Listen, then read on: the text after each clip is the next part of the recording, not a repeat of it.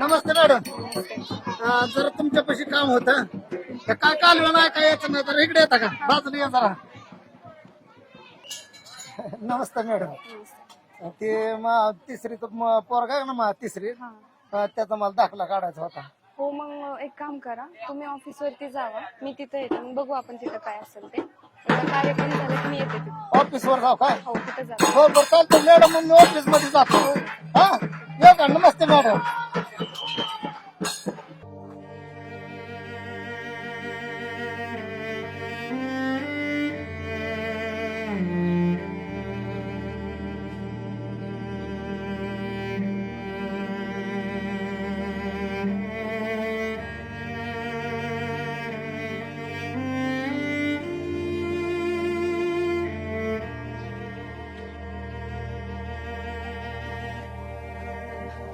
नमस्कार सर. नमस्कार मॅडम, खुर्ची घ्या बस.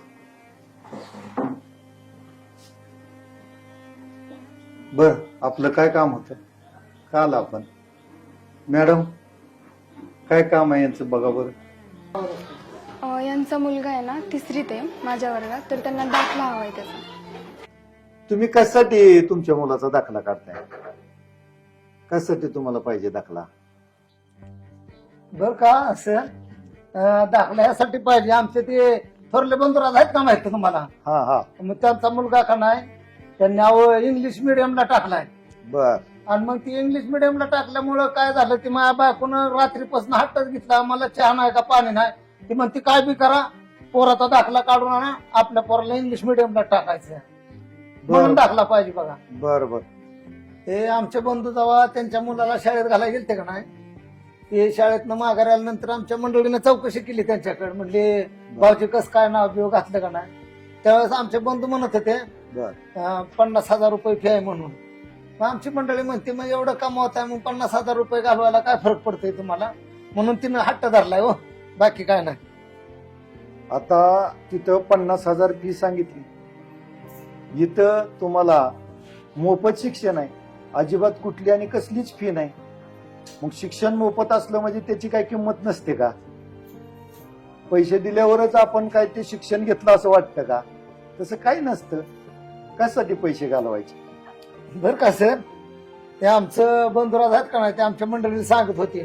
म्हणले त्यांची शाळेची गाडी घरी ती न्याला, वरनं पोरांना चांगले कपडे असते ते, आणि मग तिथे गेल्यावर चांगलं खायलाही ते असतं, शाळेचं सगळं ते असं मैदानात खेळावते ते. त्यामुळं मग ते मंडळीनं मनावर घेतलं, म्हणून ते म्हणते या दाखला किंवा पाठकर. अहो हे तर आपल्याकडे पण मिळतच की, ह्या सर्व गोष्टी आपल्याकडे उपलब्ध आहेतच आणि त्या मिळतात. पण या सर्व गोष्टीसाठी गाडी असेल, तुमचं गणवेश असेल, ह्या सर्व गोष्टीसाठी तुम्हाला तिथं पैसे वेगळे मोजावे लागतात. फी सोडून तुम्हाला एक्स्ट्रा पैसे द्यावे लागतात. ह्या गोष्टी तर आपल्याकडे फुकट मिळतेच ना. हा तसं नाही काय सर, ते कसं झालं माहितीये का, बायको म्हणते जराशी पोरग इंग्रजी बोलायला लागलं, इंग्रजी शाळेत गेलं, जरा थोडंफार शिकलं म्हणजे पोरग साहेब होईल, म्हणून तिनं हातच धरलाय. व म्हणून म्हणलं आपलं दाखला घेऊन जावं. आता ते म्हणते म्हणल्यानं आता मग पुढं काय होतंय मग आता करायचं मग ते. अहो ते डोक्यातनं काढून टाका. इंग्रजी शाळेत शिकलं म्हणजे साहेब होता असं नव्हे. आता आम्ही इथं, मी मुख्याध्यापक आहे, माझा स्टाफ आहे 10 लोकांचा. हे सगळे आम्ही मराठी शाळेतूनच शिकून, जिल्हा परिषदेच्या शाळेत शिकूनच इथपर्यंत पोहोचलेलो आहोत. आमचे उच्च अधिकारी आहेत, वरचे अधिकारी आहेत, हे सगळे मराठी शाळेतूनच शिकलेले आहेत. असं काही नसतं. आणि हे डोक्यात न घेता तुम्ही एक करा, तुमच्या घरच्यांना नीट समजून सांगा की असं काही नसतं. तुमचा मुलगा पुढे जाणारच आहे, तो इथं राहिला तरी तो 100% पुढे जाणारच आहे. कारण या ठिकाणी त्याचा चांगला प्रोग्रेस होणार आहे, त्याचा विकास चांगला होणार आहे, आणि त्यावर आम्ही सगळे जातीनं लक्ष देणार आहे. बर का सर, आता तुम्ही सांगितलं का नाही, ती मला अतिशय सुंदर पटलेलं आहे.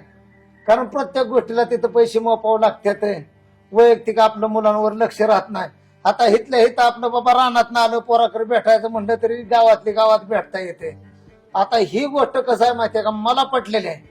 आणि पटल्यामुळं कसं वैयक्तिक लक्ष देता येईल, मुलाचं काय कमी जास्त असेल तर तुम्ही आमच्या कानावर घालणार आहे. तसं तिकडं आपल्याला काय वारंवार जाता येणार नाही. तुम्ही सांगितलेलं मला एकदम पटलेलं आहे. आता काही होऊ द्या, मी घरच्यांना नीट समजून सांगतो आणि माझं पोरग हितच का नाही जिल्हा परिषदच्या शाळेत शिकणार हे मात्र माझ्या तर मनानं ठरवलेलं आहे. मी घरी जातो आणि मंडळीला एकदम व्यवस्थित सांगतो आणि तिनं जर नाही माझं ऐकून घेतलं नसेल, मी तिला का नाही हाताला धरून तुमच्यापर्यंत इथं घेऊन येतो. तुम्ही तिला समजून सांगा, कारण मराठी शाळा ही आपली मातृभूमीची शाळा आहे आणि या शाळेतच मुलगा शिकणार हे माझ्या मनाने ठाम म्हणजे ठाम निर्णय घेतलेला आहे. बरं सर, येऊ का मी? राम राम.